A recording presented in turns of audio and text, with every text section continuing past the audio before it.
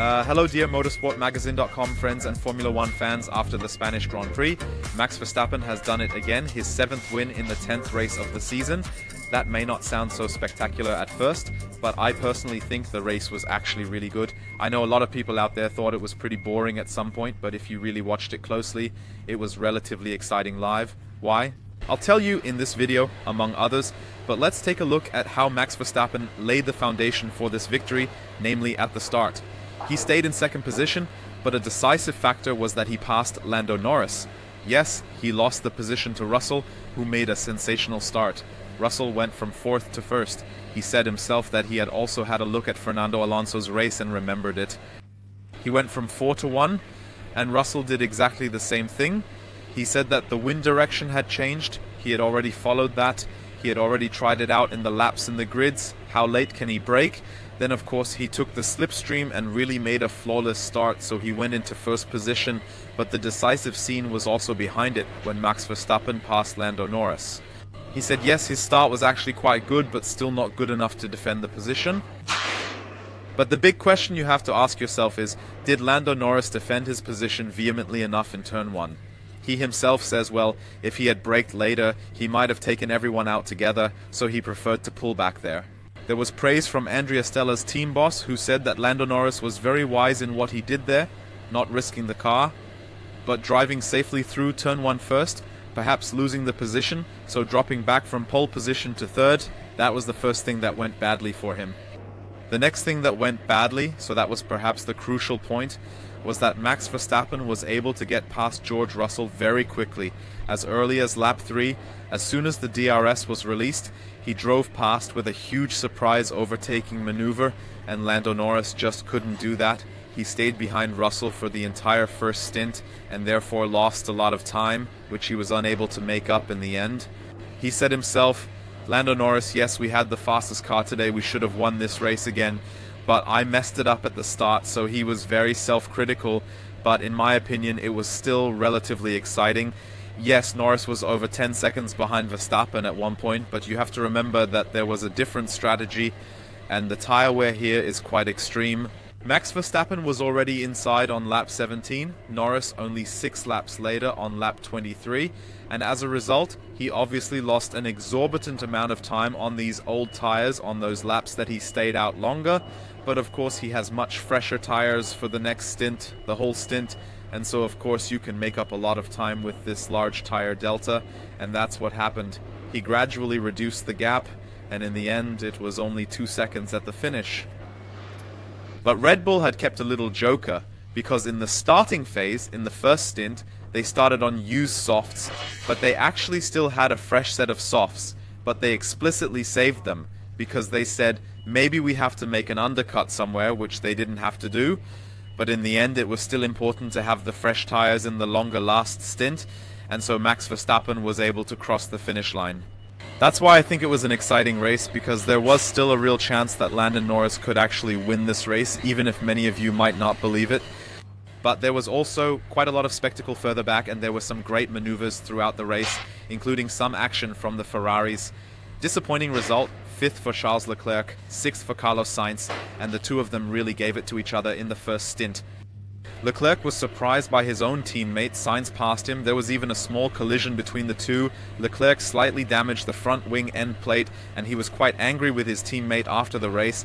He said, well, his home Grand Prix, an important phase in his career, he was alluding to the decision regarding team selection. Well, maybe that's why he was a bit overmotivated, but he shouldn't have done that against his own teammate. And why was he so angry? Because he thought that would have been against the agreement. They agreed before the race to take it slow for the first stint, save the tires, hold position. What does his own teammate do? He said he had already seen in the rearview mirror that he was pushing far too hard in the last sector. He pushed far too hard in the second sector, didn't go easy on the tires, and was able to pass him. Yes, of course, Leclerc put up a fight. He's not a child of sadness. But Sainz then just passed him by. And in the end, you can say, that was the deciding factor as to why Leclerc didn't finish further up the field. He was only 0.5 of a second down on George Russell in the end, so the question is, could this position have been achieved with better team play? I asked Fred Vasseur, the Ferrari team boss, exactly this question, and he said, well, we shouldn't always listen so directly to what the drivers say directly after the race, emotionally charged and so on. But of course there is a bit of truth in it. Vasseur also said, if only, there are 10 situations where we lost a tenth of a second in the whole race, and then added that up, the position against Russell would also have been there. And we mustn't forget that later in the race there was great team play. Sainz let Leclerc past immediately because they were then on different strategies, so for him it was all half as bad at first. But I think if you take a closer look at the analysis, you will see that from a team point of view you could have achieved something better. I'm curious to see if this is a topic that interests you too, because you now have the opportunity to ask our expert Christian Danner questions again in the Ask AVD format. Hashtag Ask AVD, and then you can ask questions for the AVD Motorsport Magazine with Christian Danner under this video or on Instagram, wherever you want. The video will be recorded tomorrow and you will receive the answers from the expert on Tuesday. The race was also exciting from a Mercedes perspective. Lewis Hamilton made it. He's back on the podium for the first time since Mexico 2023. A long stretch ended yesterday in qualifying. He finally beat his own teammate again. Today at the start, Russell passed him, but at Mercedes, the positions were elegantly swapped. You can say, no, that was not intentional, but different strategies. They split the whole thing. Russell at the end on the hard tires, Hamilton on the soft tires. Russell also had a small problem in the pit lane, which is why he lost a bit, but Lewis Hamilton drove a great race, showed a great maneuver, or not a great maneuver, against Carlos Sainz. He passed the local hero with a crowbar, and the Ferrari driver wasn't really happy with Hamilton's move. He said, well, there has to be a penalty. There have been penalties for things like that in the past. What happened? Hamilton braked past in turn 1, and as I said, it was a really hard maneuver. He was clearly behind. Then braked into turn 1, went past, Sainz opened up and prevented a collision. Yes, Sainz made it clear afterwards that it was hard racing, yes, but in the past there have been penalties for things like that.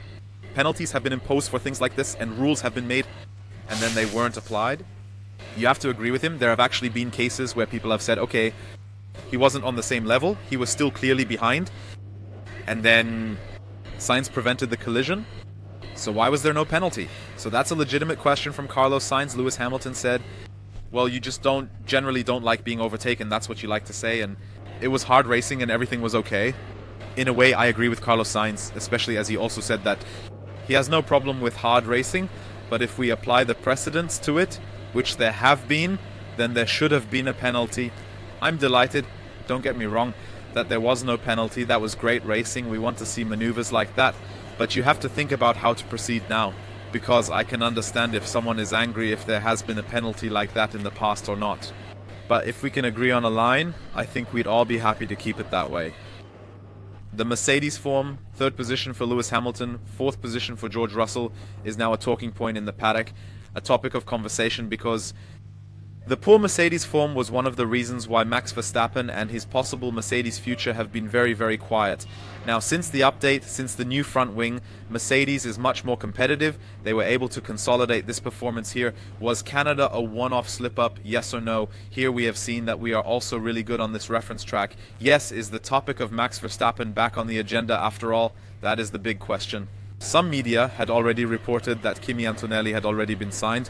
Toto Wolff clearly denied that. No, it's not true at all, so it would still be possible in that respect. Toto Wolff also said that there are no talks with Max Verstappen at the moment, but they want to delay the whole driver decision for as long as possible to see who or what is available, what is feasible. So I don't think they've completely given up yet, and the way the performances are developing, it's obviously the case that perhaps Mercedes wouldn't be such a big step backwards for Max Verstappen compared to Red Bull, which looked completely different at the start of the season. So I'm curious to see whether there will be a new dynamic now. Christian Horner has said it's all nonsense. Max Verstappen is driving here, Max Verstappen is staying here. But you know, Formula 1 is a crazy circus, and this crazy circus is now moving on. The Motorsport-Magazin.com home race in Austria at the Red Bull Ring is coming up next week. We will be there with a large team, and I would be delighted if we could meet many of you. We'll also try to take a family photo again. You'll find all the information on our Instagram channel Motorsport Magazine in the next few days. Until then, I'm already looking forward to our home game.